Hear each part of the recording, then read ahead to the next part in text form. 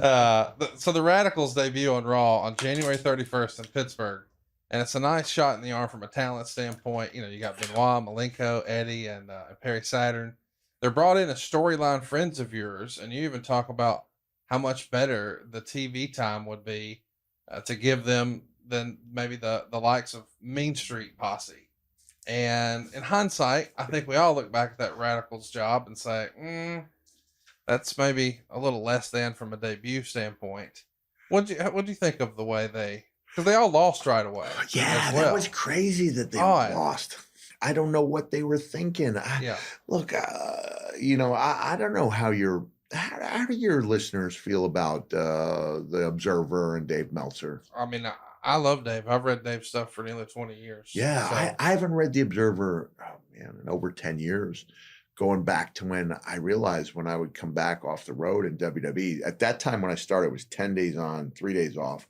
And I would come home and I'd beat, and then I would read the newsletter. And at first, people weren't really taking to the Mankind character.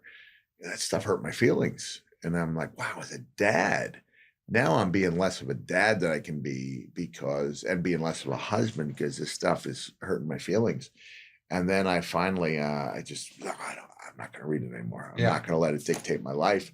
But, Dave's got a lot of detractors. And I'm like, man, I think Dave publishes like 30,000 words a week.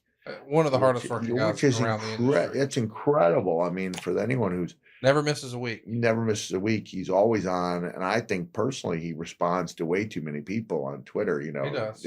Detractors. I think all of us have that. The mute button is a joyous thing. Yeah, it is. And I've benefited. I'll even reach out to a guy. Like, I'm not close with Kenny Omega, but I like Kenny and I consider him a friend. Only not close because I've only met him a handful of times. But when I would see Kenny respond to this stuff, I just DM'd him like, Kenny, you don't need to do that. Just forget about those people. Just don't let them dictate your life. But anyway, the reason I bring up Dave is he had this great analogy back when WCW purchased UWF, and you've got this great opportunity to have this head-on-head rivalry. And it's like, well, Chevy doesn't have to defeat Buick. They both are under the same umbrella. Yes. I think he had an analogy about a toaster and bragging about the best toaster. And it's like, but you're the same company. You make the two toasters. One of them doesn't have to be worse than the other, because inevitably all the WCW guys beat down the UWF guys, and there were a handful of guys, Sting, Steiners, Dr. Death, Steve Williams, who ended up staying on with WCW. By and large, they established that they were the superior brand. Why those guys didn't come out of the gate with wins across the board, I don't know. Eddie, again, he got injured, dislocated his elbow. I don't know if Eddie was supposed to win, but it put those guys in a hole right away. It did. And now, Eddie went on to be one of the most beloved characters, Sure. Dean, ultra respected and behind the scenes. He was never going to take off like a rocket because, his personality was very dry but one of the best technicians best technicians ever. Benoit, it is what it is, but you can't take away that he was one of the greats. Sure. And that WrestleMania that ends with the confetti falling and Benoit and Eddie in the ring is just a powerful way, and it's also something nobody would have read in the stars. No. For WWE closing a show with these two guys as your champions. So I'll say they went on to be. And Perry got lost by the wayside, he's,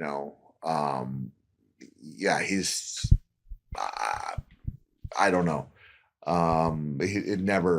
Perry could be really tough on guys in the ring. It just didn't click with WWE. It didn't click with WWE. But I do remember thinking that's a strange way to debut people. The original storyline of the whole McMahon-Helmsley leadership, on air, refusing to give the Radicals a job, leads to Raw ending with you and the Radicals beating up Hunter. So that's a pretty cool way to debut them. Again, I think that the decision to have a follow-up match had something to do with Eddie's injury. So maybe there was going to be, an 8-man or a 10-man. Maybe or that was the something like case. that. Yeah, maybe that was the case. Yeah, I don't think the idea was to bury the Radicals. I don't know what the rationale was behind having them all lose. Again, that doesn't seem like the best way out of the gate. But I have to believe there was a plan for them to come back. Maybe they sensed that there'd be resentment among the WWE fans if they came in and beat their guys right away. Which is really silly when you think about it, because the only time in history, even when the whole UWF thing happened with Jim Crockett, Dusty had all those guys lose. And then we know when WCW went down, all those guys lost. And Yeah. WWE won. The only time it went the other way is with the NWO, when Scott Hall and Kevin Nash came in and beat everybody. Yeah. And it worked. Yeah. But nobody ever repeated that ever. But they work here. So what does it matter? But you would hope if there's ever going to be the wrestling war, which would be AEW, WWE, that if that ever is in the cards, wrestling fans' dream, that they would be treated, they would be an agreement reached that would be best for everybody. Even when I was a GM of Raw, I think Raw won all 6 Survivor Series matches. Yeah, because Raw is the A show. The A show, and it was like, whoa.